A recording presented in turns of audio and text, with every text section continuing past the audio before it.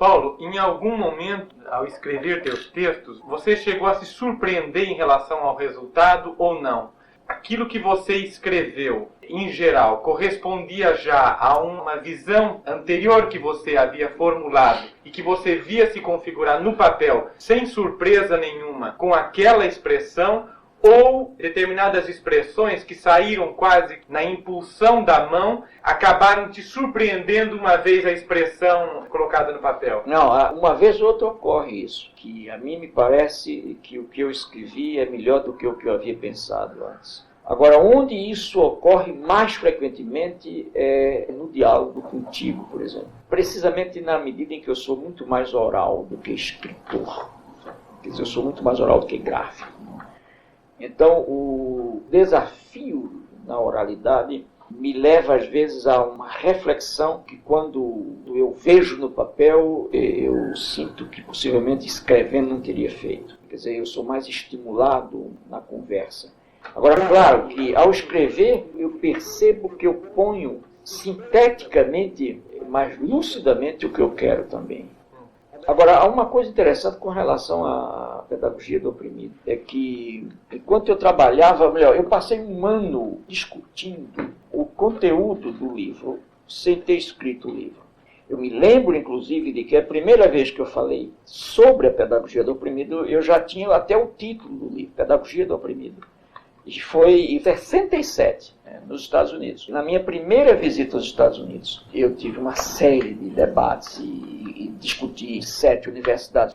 E me lembro de que uma tartinha, começo de noite em Nova York, eu teria um debate, inclusive num templo, numa igreja protestante, sobre educação em geral. E antes do debate, eu tive uma conversa com a pessoa que me ia traduzir. Naquela época, eu de inglês só sabia dizer bom dia em inglês, boa tarde, muito obrigado, etc. E então eu tive um encontro antes com a tradutora, que, por sinal, traduziu anos depois cartas a Guiné-Bissau para o inglês, que é uma grande amiga minha hoje, Carmen Hunter.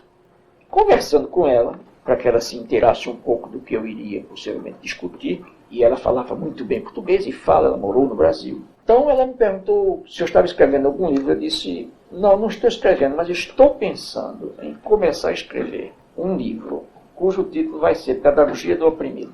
Provocou nela um imenso interesse. E ela me disse, mas então fala um pouco sobre isso para mim. E eu falei sobre alguns momentos do que viria a ser o livro. E depois descemos lá para a nave da igreja. Começou o debate, não? E ela me traduzia as perguntas, e eu respondia em português, e ela traduzia. Essa complicação toda de uma tradução de lá para cá e de cá para lá.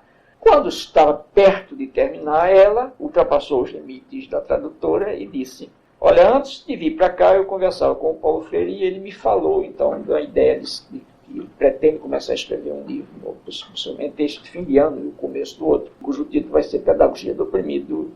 E eu gostaria de fazer aqui a ele agora umas perguntas que eu fiz antes sobre o conteúdo desse livro.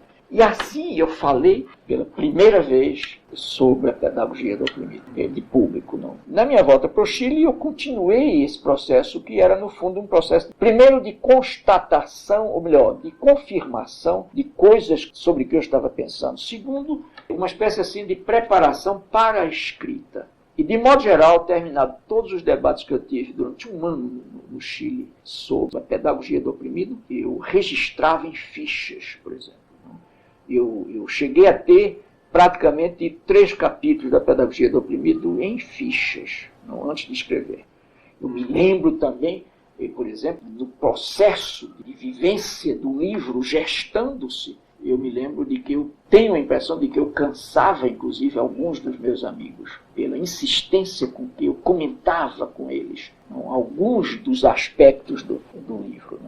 Me lembro de que era na época em que Perfó e Madassi estavam se preparando para casar, ou tinham casado já, e eu não os deixava descansar. Chegados lá em casa, eu começava já o papo sobre a pedagogia do oprimido. E um dia a Madalena me disse, meu pai, eu acho que você está cansando todo mundo com essa pedagogia do oprimido, porque você não para um pouco e não escreve isso para a gente ler depois. E eu acho que ela tinha razão, não? E, bem, depois um dia eu escrevi o livro, não? Eu, por exemplo, esses 3 capítulos primeiros desse livro eu escrevi em 15 dias.